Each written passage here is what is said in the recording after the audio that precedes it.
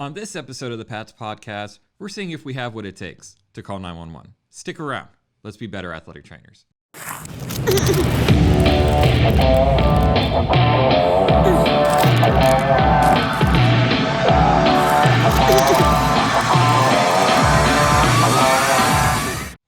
Before we begin, I'd like to thank today's sponsor, Rothman Orthopedics, for their support of PATS and athletic trainers in the state of Pennsylvania. For more information, please visit them at www.rothmanortho.com. Ted, thank you so much for being on the show today.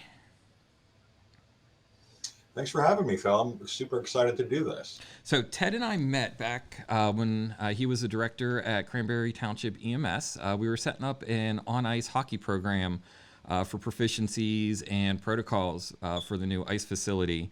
And we had some really good experiences, and I thought it would be awesome to kind of share some of the stuff that we've done and really focus on how to set up EMS coverage for your school, if you're a new venue, new organization, new event, what to expect, and some of the things that EMS would want from us and what we need from EMS to make sure everything is taken care of.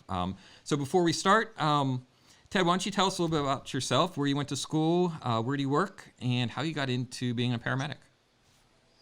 Yeah, certainly. So I've been a paramedic now. I think this is year 23 I'm going on. It'll be in July that I've been on orders.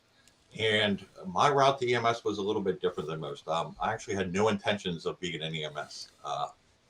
But when I was in my younger days, I joined the volunteer fire department at 18, really liked it, got all into it, and I started looking for jobs down south, and a lot of them down south, they do both fire and EMS. So I was working at Walmart at the time, so I figured it would probably look better if I worked for at least a little bit as an EMT before I went to apply for these jobs. So I got a job at Cranberry. I saw an ad in the local paper, so dating myself a little bit, and went in on an interview. And my interview, like most EMS interviews back then, was, well, can you start Monday? Sure, I guess. Never been on a truck before outside of a couple ride-alongs during my EMT training, which was, I think, a whopping 3 months back then. So it was like a virus, though. The more I did it, the more I came to love it and moved further and further away from fire to where I couldn't imagine doing anything else. So along the way, got my undergrad back in 2013. I graduated from the great University of Pittsburgh. Nice. I have a bachelor's of science in emergency medicine. And then in 20, I got my graduate degree. I got my MBA. And I actually recently left the EMS field full-time. I still work part-time as a paramedic for Cranberry, but I now work for Zoll Medical as the manager of clinical services for their cardiac monitoring division. That's awesome. So you're taking what you learned as an EMT and sending it towards another portion of the industry. Absolutely. I mean, my EMS experiences have helped mold me and have taught me so much about what to do and sometimes what not to do, that I'm able to put that into play. And it's definitely a different world and a new adventure, but it's enjoyable. Awesome. So now let's get your EMS hat back on as as a chief company director. For someone just starting out and looking for a new service provider, what are some of the different coverage models that you've seen or have provided to kind of get an idea of how to approach EMS? Yeah, so I mean, it's definitely been interesting what I've seen over 23 years, because it used to be a lot of the places where the trainers are now were done by EMS, whether it was usually just an EMT in a bag, and we were just there in case anything went catastrophically wrong, basically life-threatening emergency, because we don't have the experience nor the training to do what the trainers do when it comes to treating injuries and helping correct some of the things and all the crazy stuff you guys do with tape and ice and all that fun stuff. So I've definitely seen a big shift, and it needed to be done because EMS has suffered right now. There aren't enough providers to go around. So doing those midget football games every Saturday from 6 a.m. till 8 p.m., it's no longer possible to be done by EMS. So it's been interesting to see that shift. And like I said, I don't think it was for the worse either. when it comes to that. Because I mean, typically that's all it was, hey, I need you to show up at this field at this time. Here's a bag. And then you sat there in your lawn chair, and we didn't have iPhones then, so you actually had to watch the game, but that's a different topic. But yeah, I mean, that's been the major shift to where, now we see this cross section where our paths cross a lot more than they ever used to, because there were no trainers, and now trainers have taken over a lot of the events where EMS is still there. And it's good because you guys have your role there. And like I said, you're there to treat the routine sports injuries, get them back on the field as possible. And then we're there in case anything goes wrong and that we need further care and more of the life threatening side. So where should an athletic trainer start when they're trying to set up an EMS service for an event? Do you normally see it come from the organization level or more from the practitioner, the athletic training level? No, it's definitely been in my experience. It usually comes from the organization level. Now, And go ahead. Sorry. I was going to say, so we were fortunate enough, actually, how you and I met with, well, the start of it was the Pittsburgh Penguins opened up their new training facility. I think it was 2014-ish. That's about right. Up in Cranberry, where I worked, and I happened to be the deputy chief. And, that was a whole new road for us, because up until that point, other than doing the midget football, we didn't really have a whole lot of sports we had to stand by for, because the high school wasn't in our territory. So we weren't getting any of those school sports like the other EMS services do. So I wanted to learn as much as I could about it, because like I said, I had up until that point, and I was already almost 15 years into my EMS career at that time, had very little to no interaction with athletic training. So I wanted to learn more, because I had an idea of what you guys did, but like not exactly. Okay. So now, based on that experience, because a lot of times, like when I was a floater going to all the schools, it was usually the athletic director or the program directors that were setting up EMS. And I thought it was very beneficial when we started working together. We were having monthly meetings and just kind of meeting, getting to know the guys, interacting, talking about protocols, and logistics were a huge thing. Let's move on to a little bit of logistics. What are some of the essentials EMTs need on site to most effectively do their job, as far as communication variables, patient variables, transport variables, things like that? Yes, I mean, obviously the big thing, and it's interesting, is we've seen a big shift over probably the last 5 years, because it used to be everybody got spine boarded to now nobody gets spine boarded. So I'm not sure how it is for you guys in athletic training, but with that, I mean, that's still our number one role there, and that's our number one concern. And unfortunately, we've seen that play out a couple of times over the last couple of years with some of the major sports. Even Ryan Shazier comes to mind, where we're still seeing these spinal injuries. So while it's definitely been downplayed outside of the athletic world, it's something every EMS provider should have with them. At the very least, a C collar, if not a full immobilization set, to be able to have that prepared there. I mean, the other big thing is ice. One of the big differences, though, where EMS and athletic training definitely verge far away is, like I said, we're trained to treat the life-threatening injuries. So your typical sprains and those type of things that go with athletics, we are very ill prepared for. I mean, we can put ice on it, and that's about it, and immobilize if needed.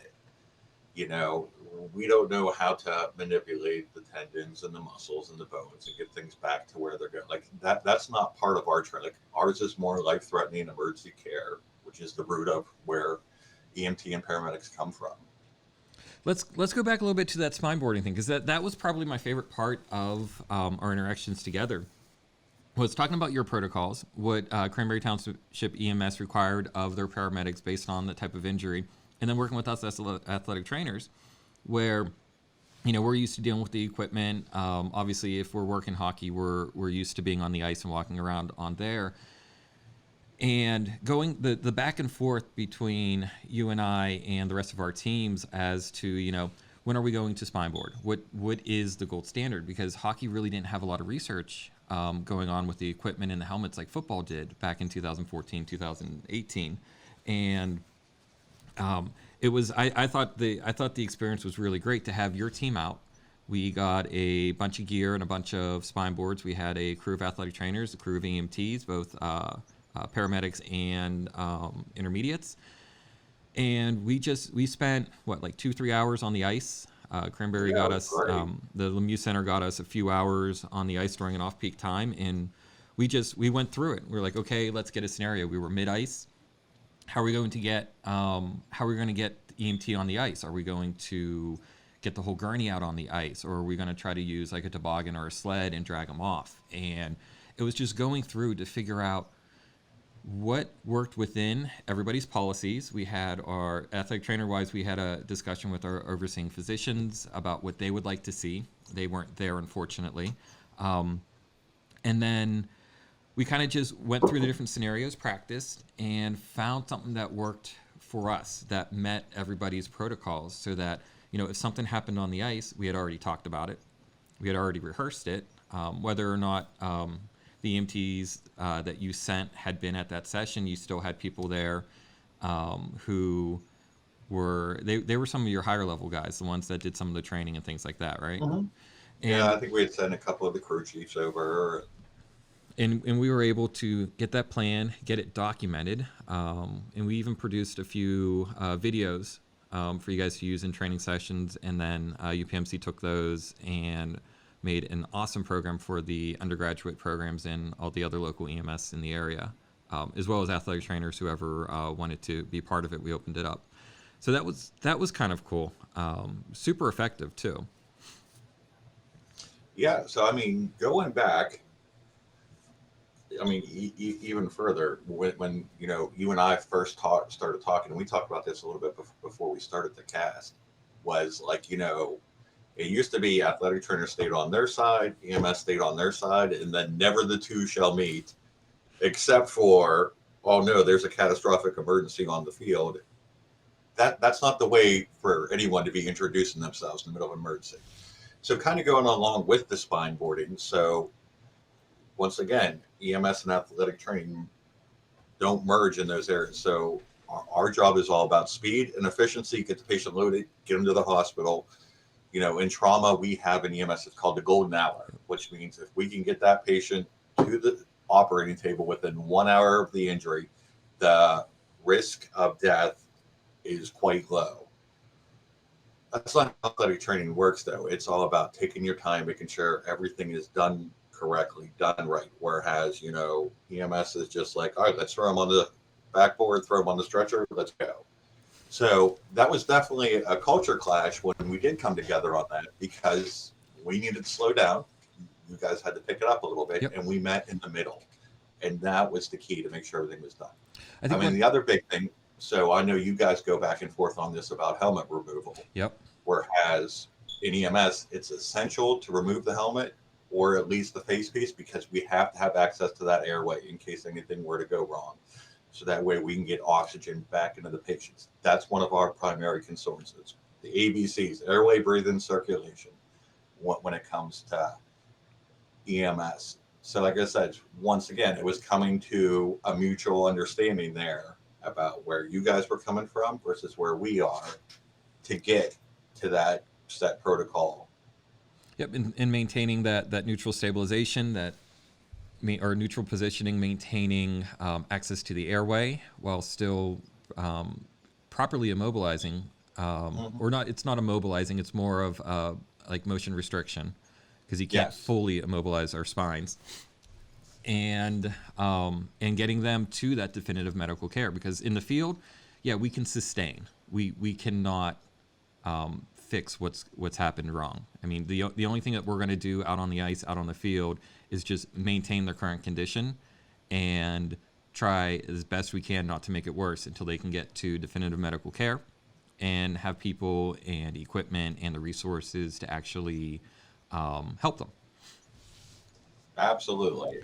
And one of the big things that came out of this, and this was about the time the NATA put out the resource is, the whole timeout before an event, the medical timeout. And you were a huge part in developing the medical timeout cards that we have been providing out to the athletic trainers in the area. And on that, what did we talk about? We talked about like who we were, if we had a team doc, what their specialties were, and what we were going to do in the case of an emergency. Whether it's first, how do we signal that we need your help? Are you going to come out with us whenever you see us grab C-spine, or is there going to be a signal or an indication that you guys need to come out and help us out?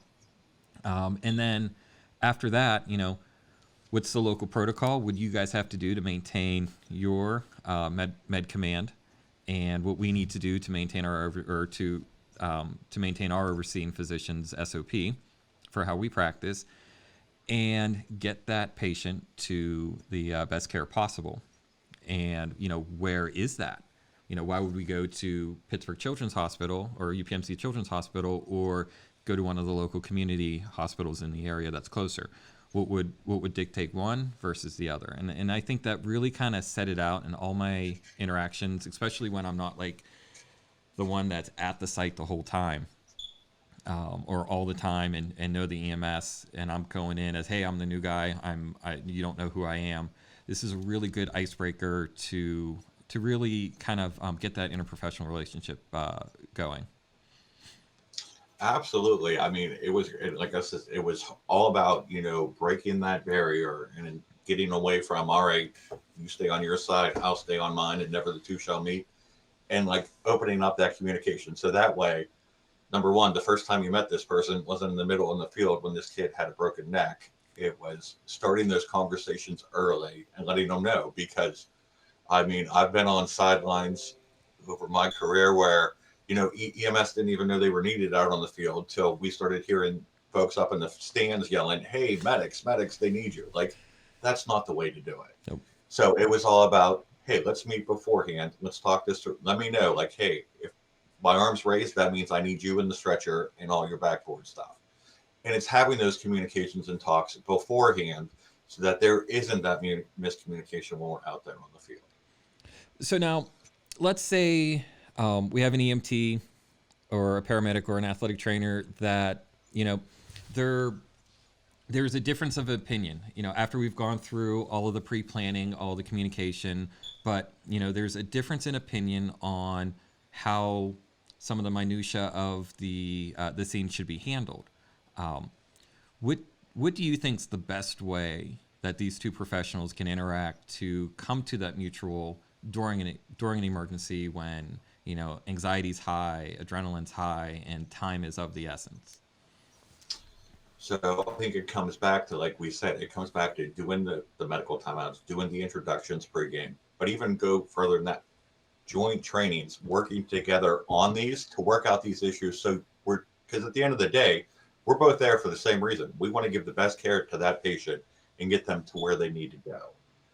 So it all comes down to having these conversations early and often. So that way, that's how we avoid those incidents. Because you're right, when the adrenaline's high and we're out there on the field for the first time doing our interactions, there's going to be because like I said, the way we do things and the way athletic trainers do things are two different ways, because ours is all about speed. Let's get them to the hospital. One thing I always like to bring up in the programs that I teach is think of your ultimate goal. What is your ultimate goal in this situation, and what are the barriers in place?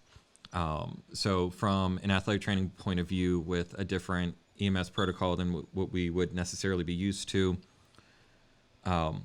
is what the other professional recommending or suggesting going to be detrimental to your athlete's well-being, to the patient's ultimate goal of getting them to a advanced medical facility and getting care?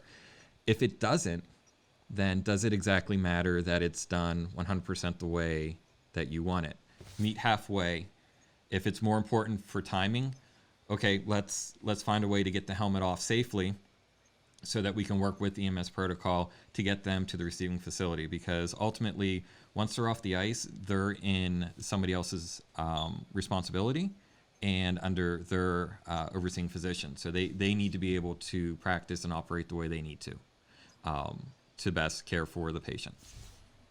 Absolutely. And that's it. At the end of the day, is remember, we're all there for the same thing. And that Exactly. is that athletics, well-being, you need to put the egos aside.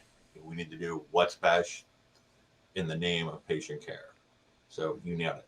I did want to hit on one topic that you did talk about with the hospitals. And I like to, even when I was out doing PPR events, I would do this because the hospitals would never do that. But there is throughout the country this common misconception that a hospital is a hospital. And that is not the case. So there are often times where we will bypass the closest hospital. So we had one in Cranberry. I'll just use that as an instance since that's where I served for all these years. And it was a small community hospital, very limited capabilities. So I remember when we first started doing events over at the Lemieux Center, that they would say, all right, if anything happens, we should go to Cranberry. And we had to push back on that and be like, no, that's not in the best interest of the patient, because especially if we're talking about a pediatric patient, we already knew, because we see it play out every day, that we would take them to Cranberry. They would get minimal care there because they have limited capabilities, and then they would just ship them down to Children's. So why not just bypass that 3 hours that patient would be in the ER, and let's just take them to Children's right off the bat. Yep. So that's an important thing to understand, is the closest hospital is not always going to be the most appropriate. Exactly. And then you got to think of, how do you get them there? Is it going to be by land, air, or other means? So that's always a topic for another day, which might be fun to do if our listeners are interested. Let us know in the comments. Maybe we can get some of the aircraft medics on and talk about that, because I know you've coordinated some of those with the search and rescues before. Absolutely. Where we brought on the technology and had the stat medevac come in and help us search for a person. Yeah. Awesome. Well, I guess let's summarize this a little bit. If your organization is setting up our EMS coverage, it's super beneficial to reach out to that company and talk to them, invite them into your preseason training, or ask if you can come give a presentation to the EMS, and just open up that line of communication, open up that interprofessional relationships, and really work together with our other professionals, because ultimately they're helping us out as athletic trainers. I can't do what you guys can do. I can't get them to the hospital. I can't start an airway, God forbid, if it's needed. As much. And we can't do what you guys do, so. Exactly. So we're all on the same team here. Yeah. So, all right. How about lightning round? Are you ready for this? So, if you're not already in it, what is your dream job? So my dream job would be not a job at all, and just being able to do what I want when I want. So I'm only 43. I got a lot to go, but I'm very much looking forward to retirement. What do you do for fun? Speak about retirement. So this is now somehow I could make this into my dream job. This would be the way to go. So we have a boat and a Jeep.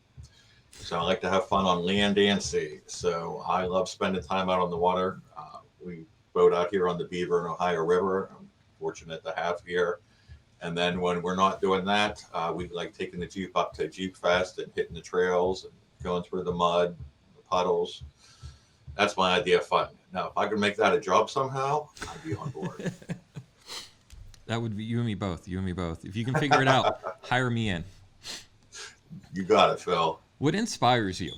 Where do you get your inspiration from? So, I mean, it all came down. It was, even with this athletic training stuff, was I have 4 kids. So a little bit older when you and I first met, Phil. Unfortunately, that's what kids do. But he's now 15, but he's been playing hockey since he was 5. It's doing what I can to make the world a better place for them. So, I mean, it's things like, that you and I did when it came to, meeting together and providing better care to, in this case, it was hockey patients, but it did go over to other sports as well. It was, making the world a better place to leave our children. That's what inspires me. I think every parent here has the same feeling for you. Everyone.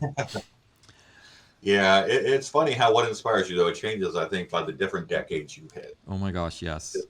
because that was not what inspired me at 20. At 20, it was a six pack. And so, last question. We're going to change it up a little bit for our resident paramedic here.